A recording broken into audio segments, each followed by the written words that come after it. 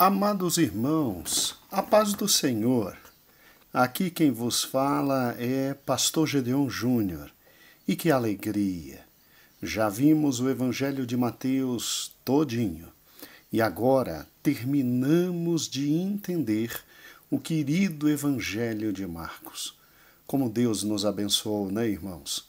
Glorificado seja o nome de nosso Senhor e Salvador Jesus Cristo.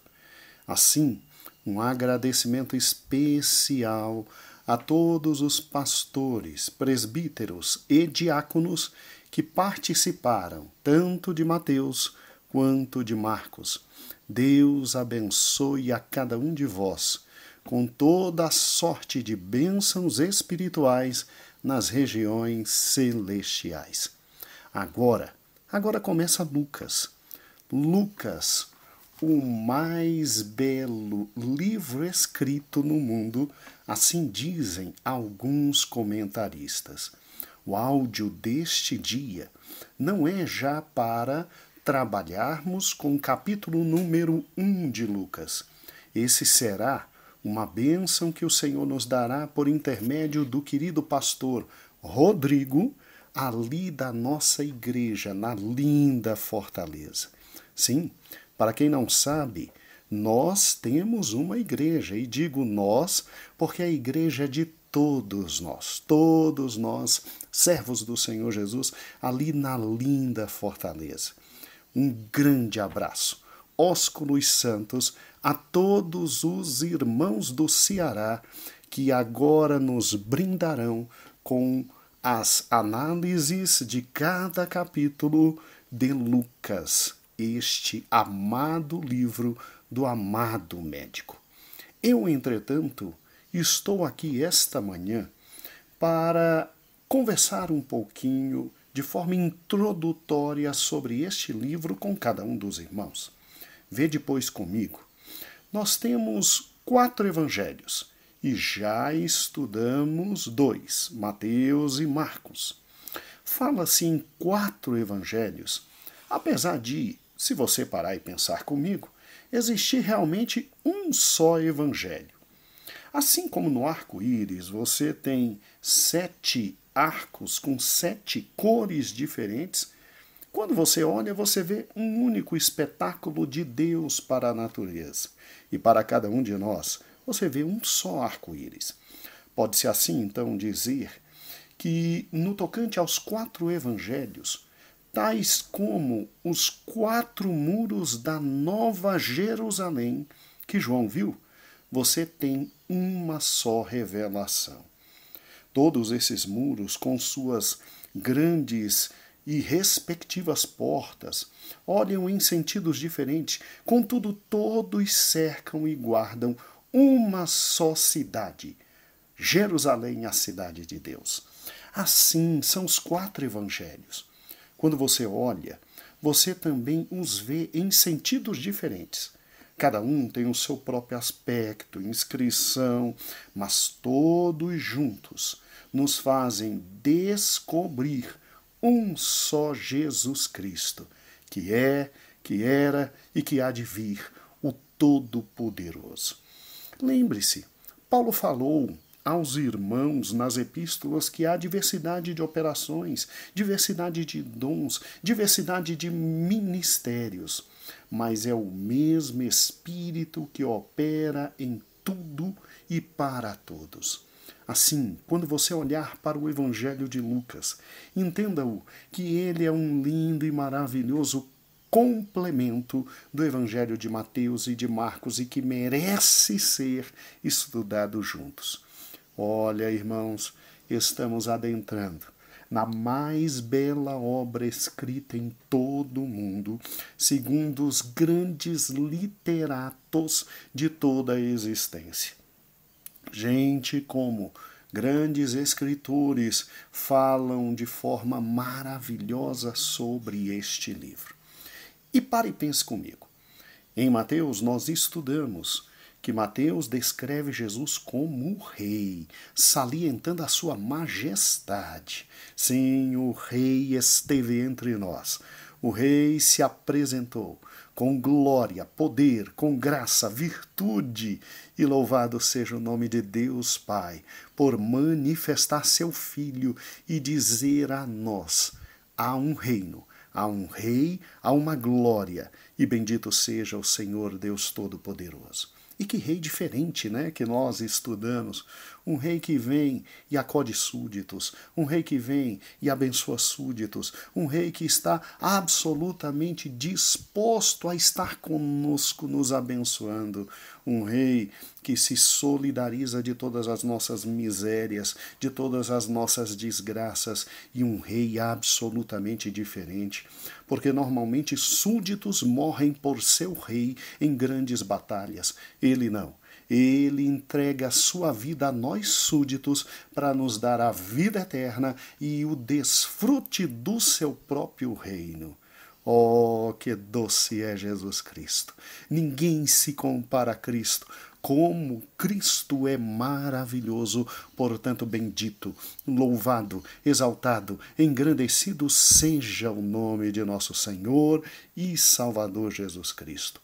O Rei veio, esteve entre nós, e nós louvamos a Deus pelo seu amado Filho.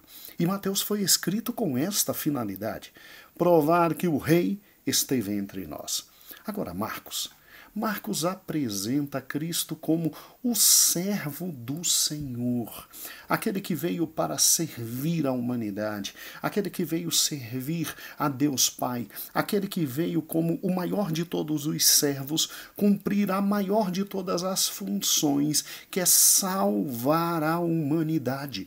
É por isso que em Marcos você vê Jesus trabalhando sem parar. Jesus se dedicando à obra, Jesus acordando e dormindo e servindo, e dormindo e acordando e servindo e trabalhando.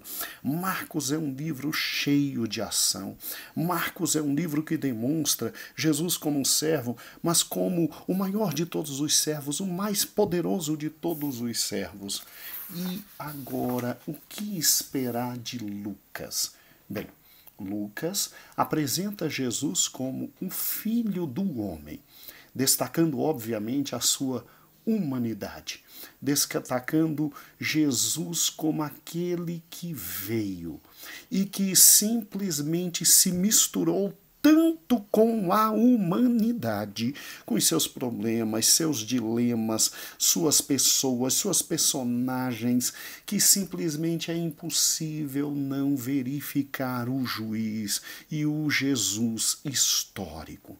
Compreenda comigo, Jesus tinha que se identificar conosco, Jesus tinha que viver a nossa história, Jesus tinha que ser um de nós, Jesus tinha que, como nós, sofrer todas as angústias e dificuldades de um ser humano. Por quê? Porque Lucas descreve um Jesus histórico, humano, um Jesus presente, um Jesus filho do homem, um Jesus que se solidariza com todos nós, com absolutamente todos nós. Hebreus nos dá uma dica porque Lucas existe. Hebreus diz que Jesus teria que ter um corpo como o nosso, Jesus teria que viver as nossas dores, Jesus teria que encarnar, Jesus teria que viver todos os nossos sofrimentos, Jesus teria que, como todos nós, suar, como todos nós dormir, como todos nós ter fome, como todos nós trabalhar, para que entendesse completamente o que é a natureza humana para ser o nosso eterno sumo sacerdote. Para que pudesse estar ao lado de Deus, intercedendo por nós. Daí porque Lucas descreve Jesus como o Filho do Homem, destacando a sua humanidade. E aí vem uma pergunta. Quem foi Lucas? Lucas nasceu aonde? Lucas trabalhou em quê? Lucas era o quê e fazia o quê? Será que Lucas foi um dos discípulos de Cristo? Ou como Marcos, Lucas simplesmente foi discípulo de um dos apóstolos? Quantas questões bonitas, né? Então você amanhã verá o quanto Deus vai te abençoar com o querido pastor Rodrigo. com o querido pastor Rodrigo. Trata-se de um grande homem de Deus, que Deus levantou, que o Senhor nos trouxe para a sua obra, e homem de confiança, de amor, de carinho, de graça, que junto com seus obreiros há de nos abençoar. Você se lembra que Marcos esteve na mão do querido pastor Arnaud e dos seus obreiros? Pois é, Lucas estará na mão do amado pastor Rodrigo e dos seus obreiros ali. E Deus há de nos abençoar.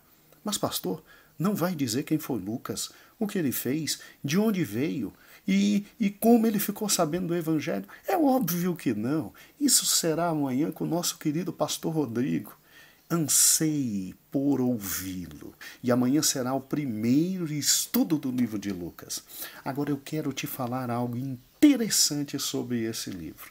O encanto do Evangelho de Lucas. Oh, irmãos, não é à toa que esse livro é chamado de a mais bela obra do mundo. Vamos com calma.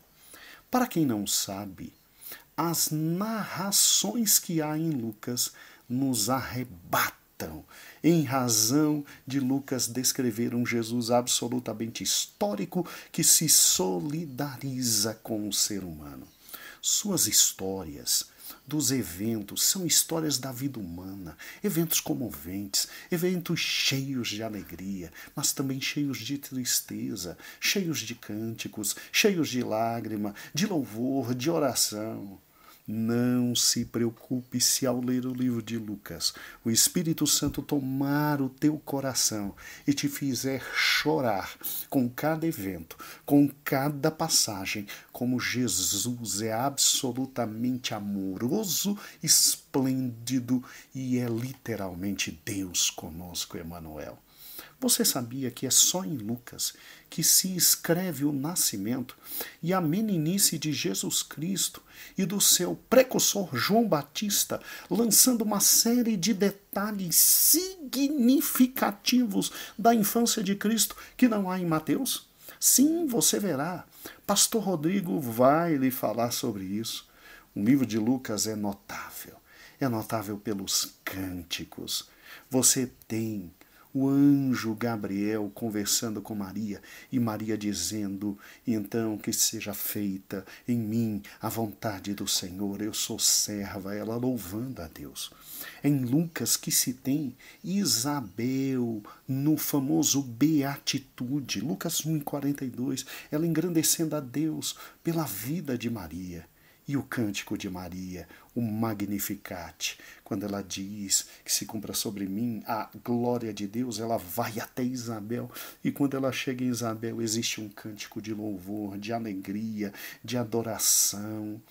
E o Benedictus de Zacarias, quando ele canta adorando o Senhor por todos os fatos que estão acontecendo ali. E o glória em excelsos dos anjos, quando louvam a Deus pelo nascimento de Cristo. E o Nunc Dimittis de Simeão, quando ergue Jesus e diz: pode despedir o teu servo, porque já vi a tua glória, e este é posto por grande homem em Israel. Haverá de ser pedra de engrandecimento, mas pedra também de tropeço de muitos. Irmãos, que livro extraordinário, quanto cântico, quanto louvor, quanta glorificação. Você sabia que Lucas, como historiador perfeito, e olha que ele era simplesmente ninguém mais, ninguém menos que um médico, mas ele procurou saber os fatos históricos de forma certinha. Ele marca datas certinhas no seu evangelho, marca datas.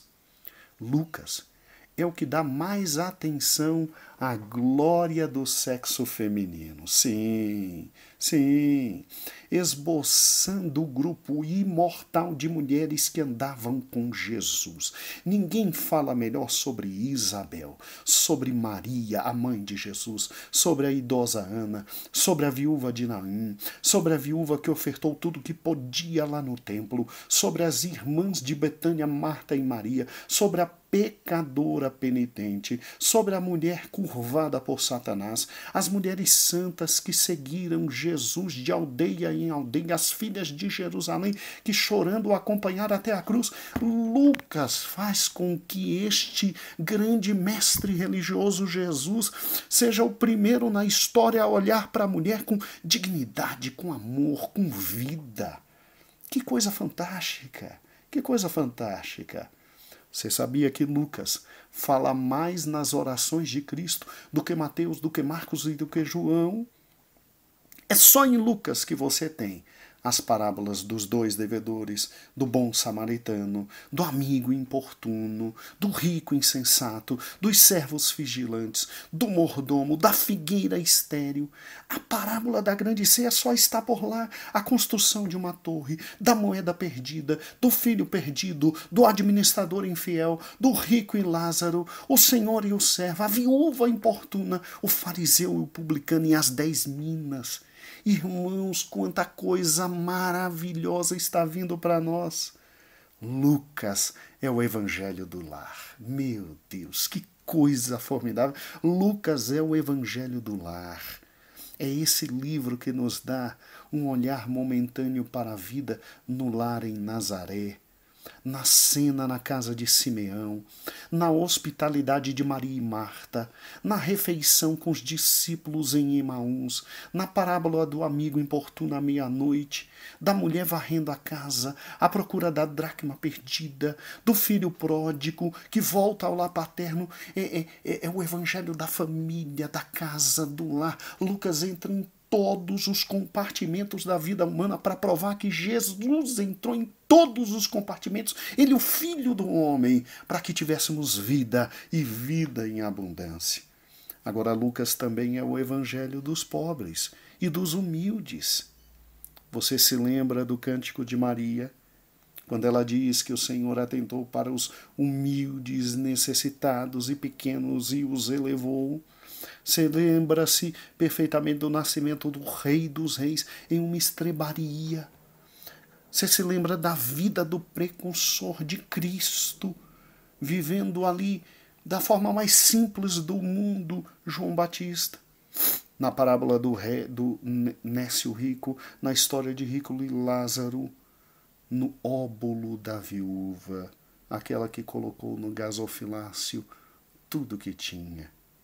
Jesus é o grande sumo sacerdote. Ele pode estar ao lado de Deus, o Pai, clamando por nós, porque Jesus viveu todas as grandes experiências da vida humana. Daí Lucas ser espetacular. Amados irmãos, é um evangelho extraordinário. Oh, que o Espírito Santo abra os nossos olhos para ver a admirável beleza da mais bela obra escrita do mundo. E então poderemos levar muitas almas a Cristo, muitas vidas a Cristo. Sim, é para ler Lucas e é para explanar Lucas com os amigos. É para ouvir tudo aquilo que o pastor Rodrigo e toda a sua equipe do Ceará nos falarão. E é para trazer pessoas para ouvir junto e levar a noite para a igreja.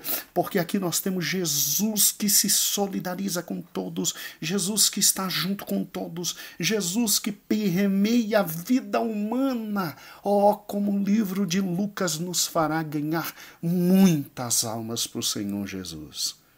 E amados, amanhã, capítulo 1 de Lucas, leia Lucas 1, 2, 3, 4, 5, 20 vezes.